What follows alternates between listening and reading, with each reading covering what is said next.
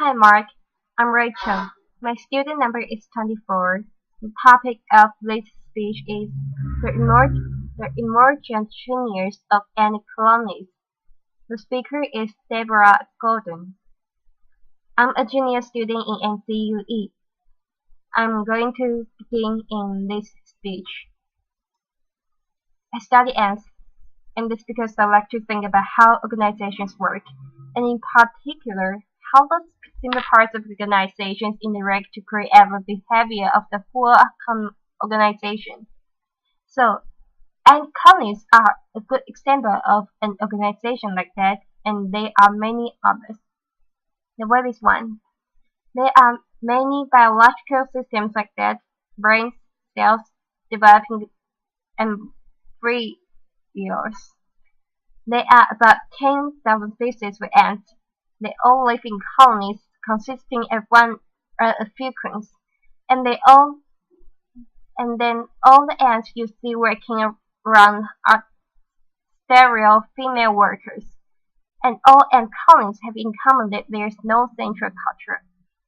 Nobody tells anybody what to do. The queen just lays the eggs. There's the eggs. There's no measurement. No ant directs the behavior of any other ant, and I try to figure out how it works. And I've been working for the past 20 years on a population of seed-eating ants in southeastern Arizona. Here's my study site. This is really a picture of ants, and rabbits just happen to be there. And lichens are called harvester ants because they eat seeds. This is the nest of the mature colony, and there's the nest entrance. And the forage maybe for about 20 meters away gather up the seeds and bring them back to the nest and store them. And every year I go there and make a map of my study site. This is just a road, and it's not very big. It's about 250 meters on one side, 400 on the other. And every colony has some name, which is a number, which is painted on a rock. And I go there every year and look for all the colonies that were alive the year before, and figure out which ones have died, and put all new ones on the map. And by doing this I know how old they all are. And because of that, I've been able to study how their behavior changes as the colony gets older and larger. So I want to tell you about the life cycle of a colony. Ants never make more ants, colonies make more colonies. And they do that by each year sending out the reproductives. Those are the ones with wings on a mating flight. So every year, on the same day. And it's a mystery exactly how that happens. Each colony sends out its virgin, a mated queens with wings, and the males. And they all fly to a common place. And they match. And this shows a recently virgin queen. Here's her wings, and she's in the process of mating with this male. And there's another male on top waiting his turn. Often the queens mate more than once, and after that, the males all die. That's it for them. Laughter. And then the newly mated queens fly off somewhere, drop their wings, dig a hole, and go into that hole and start laying eggs. And they will live for 15 or 20 years, continuing to lay eggs using sperm from that original mating. So the queen goes down in there, she lays eggs, she feeds the larvae. So an ant starts as an egg. Then it's a larvae. She feeds the larvae by regurgitating from her fat reserves. Then as soon as the first group of ants emerge, their larvae. Then their pupae. Then they come out as adult ants. They go out, they get the food, they dig the nest, and the queen never comes out again. So this is a 1-year-old colony. This happened to be 536. That's the net entrance. That's a pencil for scale. So this is the colony founded by a queen the previous summer. This is a 3-year-old colony. That's the nest entrance. There's a pencil for scale. They make a median a pile of refuse, mostly the husks of the seeds that they eat. This is a 5-year-old colony. This is the next entrance. Here's a pencil for scale. This is about as big as they get, about a meter across. And then this is how colony size and numbers of worker ants changes. So this is about tens of worker ants. Changes as a function of colony age in years. So it starts out with 0 ants, just a lonely queen, and it grows to a size of about 10 or 12,000 ants when the colony is 5. And it stays that size until the queen dies and there's nobody to make more ants. When she's about 15 or 20 years old, and it's when they reach their stable size number of ants, then they start to reproduce. That is, to send more winged queens and males to the year's mating flight. And now, how colony size changes as a function of colony age because I've dug up colonies of non-age and counted all the ants. Lecture. So that's not the most fun part of this research, although it's interesting. Lecture. Really, the question that I think about with this ant is what I call task allocation. It's not just how is the colony organized, but how does it change what it's doing? How is it that the colony manages to adjust the numbers of workers performing each task as conditions change? So things happen to an ant colony. When it rains in the summer, it floods the desert. There's a lot of damage to the nest, and extra ants are needed to clean up the mess. The extra food becomes available, and this is what everybody knows about picnics. The extra ants are other cats to collect the food. So with nobody telling anybody what to do, how is it that the colony manages to adjust the numbers of workers performing each task? And that's the process that I call task allocation. And in harvested ants, I divide the tasks of the ants I see just outside the nest into these 4 categories. Where an ant is foraging, when it's out along the foraging trail, searching for food or bringing back the peddlers, that's supposed to be a magnifying glass, are an interesting group that go out early in the morning before the foragers are active. They somehow choose the direction that the foragers will go, and by coming back just by making back, they tell the foragers that it's safe to go out. Then the nest maintenance workers work inside the nest. And I wanted to say that the nest looks a lot like Bill Leishman's house. That is, that there are chambers inside. We line the walls of the chambers with moist soil and dries to a kind of an adobe-like surface in it. It also looks very similar to some of the cave dwellings of the Hopi people that are in that area. And the nest maintenance workers do that inside the nest. And then they come out of the nest carrying bits of dry soil in their mandibles. So you see the nest maintenance workers come out with a bit of sand, put it down, turn around and go back in, and find the maiden workers. The maiden workers put some kind of territorial chemical in the garbage. So what you see the maiden workers doing is making a pile of refuse. On one day, it'll all be here, and then the next day they'll move it over there, and then they'll move it back. So that's what the maiden workers do. And these 4 groups are just the ants outside the nest. So that's only about 25% of the colony. And they're the oldest ants. So an ant starts house somewhere near the queen. And when we dig up nest, we find there about as deep as the colony is wide, so about a meter deep for a big old nest. And then there's another long tunnel and a chamber where we often find the queen after 8 hours of hacking away at the dark roots pickaxes. I don't think the chamber has evolved because of me and my backhoe and my crew of students with pickaxes, but instead because when there's flooding, occasionally the colony has to go down deep. So there's this whole network of chambers. The queen's in there somewhere. She just lays eggs. There's a lobby, and they consume most of the food. And this is true of most ants. That the ants you see working around don't do much eating. They bring it back and feed it to the lobby. When they've the foragers come in with food. They just drop it into the upper chamber, and other ants come up from below, get the food, bring it back, husk the seeds, and pile it up. There are nest maintenance workers working throughout the nest. And curiously, and interestingly, it looks as though at any time about half the ants in the colony are just doing nothing. So despite what it says in the Bible, but to the end, those sluggards. In fact, you could think of those ants are as reserves.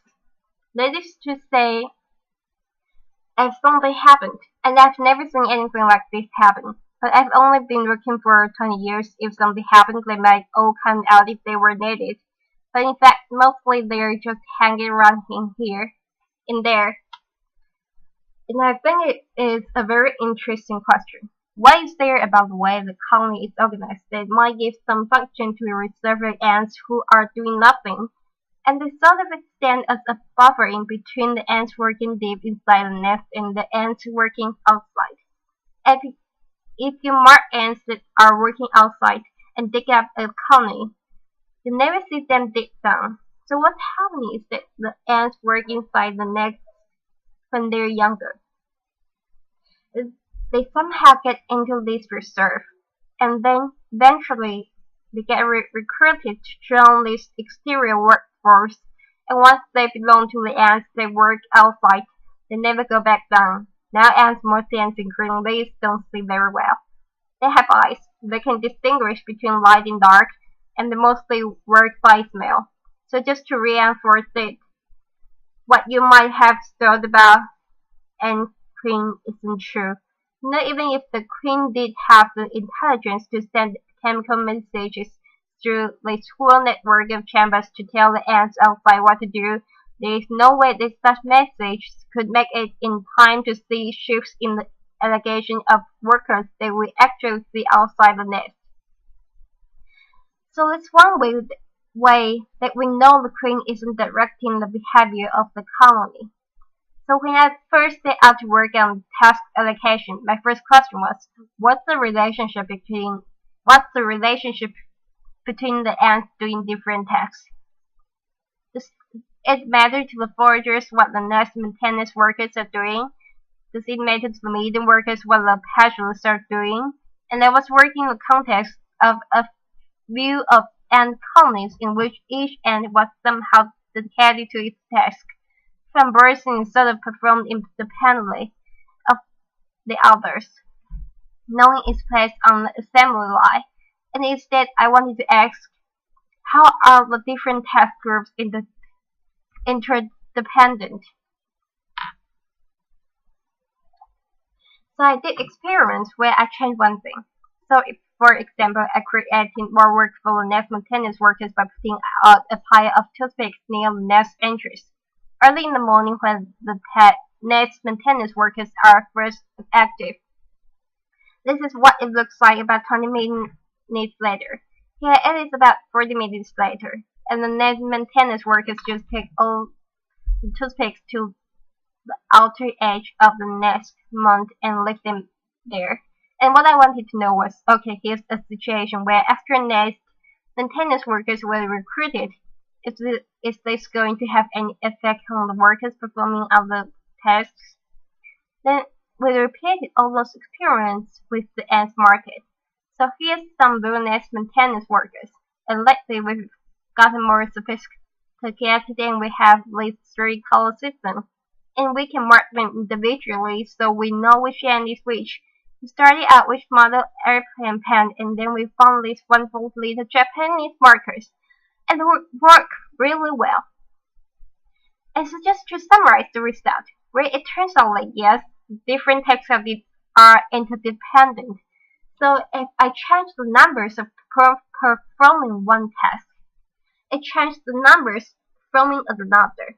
So for example, if I make that the nest maintenance workers have to clean up, then I see fewer ants out foraging.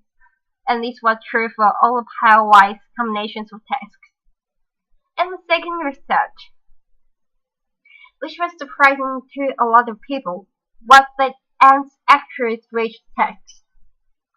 The same ant doesn't do the same task over and over its whole life.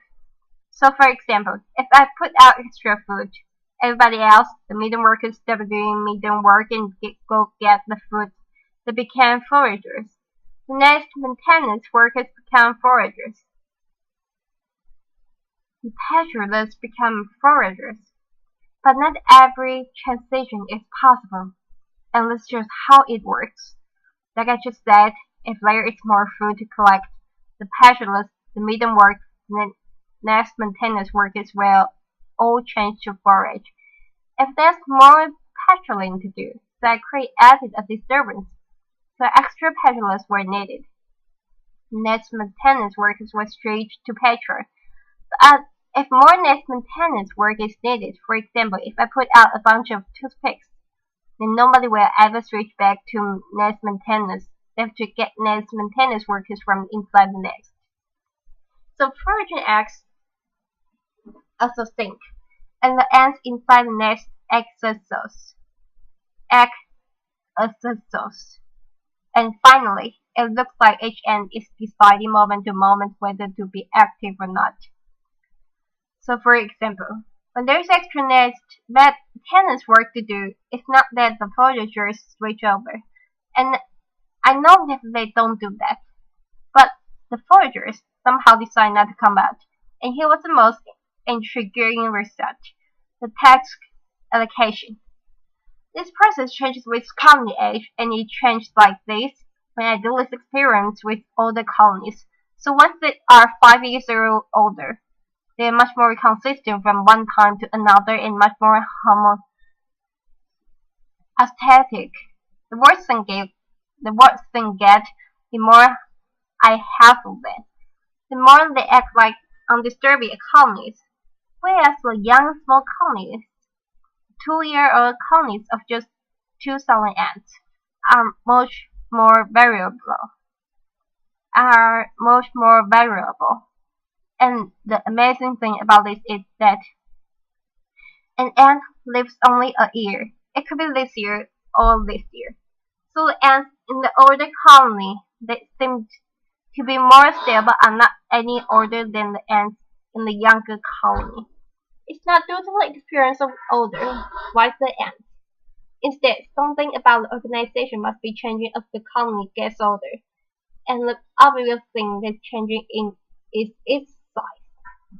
So, since I've had this research, I've spent a lot of time trying to figure out what kinds of decision rules, very simple, local, probably olfactory chemical rules could be using, since no ant can affect the global situation.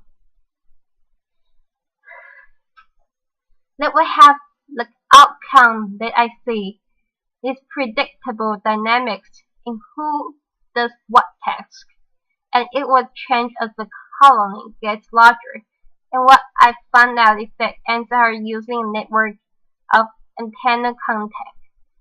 So anybody who's ever looked at ants has seen them touch antennae. They smell with their antennae. So one ant touches another, it's smelling it, and it can tell, for example, whether the other ant is a nestmate because ants cover themselves and each other through cleaning with a layer of grease, which carries a colony-specific odor. And what we're learning is that an ant uses the pattern of its antennal contacts. The rate at which it makes ants of other tasks.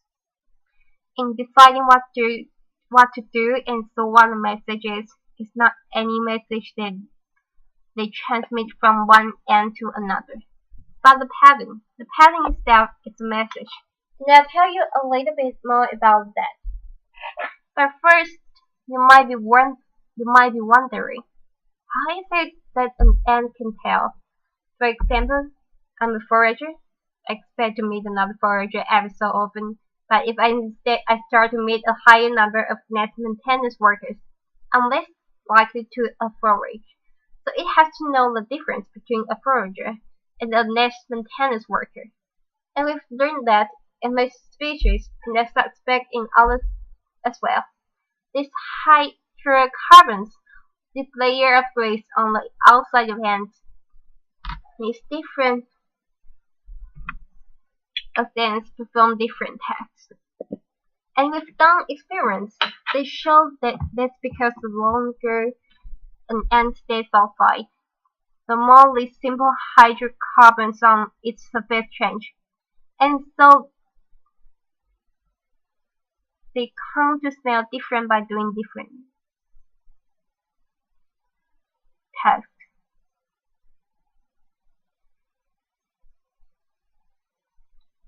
And they can use the task-specific odor in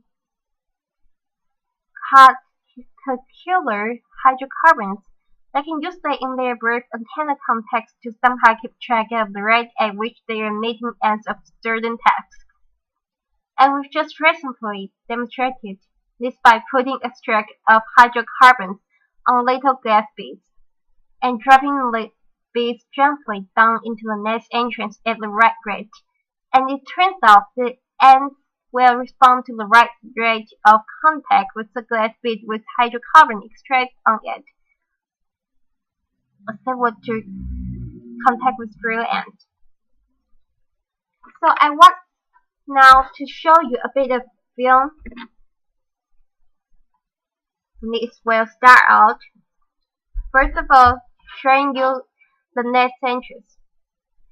So this idea is that ants are coming in and out of the nest entrance. They've gone out to do different tasks, and the rate at which the methods they come in and out of the nest entrance determines or influences each ant's decision about whether to go out and which tasks to perform. This is taken through a fiber optics microscope. It's done inside the nest. In the beginning, you see the ants just kind of engaging with the fiber optics in microscope. The idea is that the ants are in there and each ant is experiencing a certain flow of ants past it, a stream of contact with other ants, and the pattern of this interaction determines whether the ant comes back out and what it does when it comes back out. You can else see letting the ant just outside the nest entrance like this, each ant then as it comes back in and contacting others, and the ants that are waiting just inside the nest entrance to decide whether to go out on their next trip are contacting the ants coming in. So what's interesting about this system is that it's messy, it's variable, it's noisy, and in particular in two deaths. The first is that the experience of the end of each ant can't be very predictable. Because the rate at which ants come back depends on all the title things that happen to an ant as it goes out and does its task outside. And the second thing is that an ant's ability to assess this pattern must be very crude because no ant can do any sophisticated counting. So we do a lot of simulation and modeling, and also experimental work to try to figure out how the two kinds of noise combine to, in the aggregate, produce the predictable behavior of ant colonies. Again, I don't want to say that this kind of haphazard pattern of interactions produces a factory that works with the precision and efficiency of clockwork. In fact, if you watch ants at all, you end up trying to help them because they never seem to be doing anything exactly the way that you think they ought to be doing it. So it's not real that out of this haphazard context perfecting arises, but it works pretty well. Ants have been around for several 100 million years. They cover the Earth except for Antarctica. Something that they're doing is clearly successful enough that depending on habitat context. In the aggregate, produces something that allows ants to make a lot of small ants. And one of the things that we're studying is how natural selection might be acting now to shape this use of interaction patterns. This network of interaction patterns to perhaps increase the flourishing and efficiency of ant colonies. So the one thing, though, that I want you to remember about this is that these patterns of interactions are something that you'd expect it to be closely connected to colony size. The simplest idea is that when an ant is in a small colony and an ant in a larger colony can use the same rule, like I expect to meet another forager every 3 seconds. But in a small colony, it's likely to meet fewer foragers just because there are fewer other foragers there to meet. So this is the kind of relate as the colony develops and gets older and larger will produce different behavior in an old colony and a small young one. Thank you. A pause. The speech is finished. Thank you, Mark.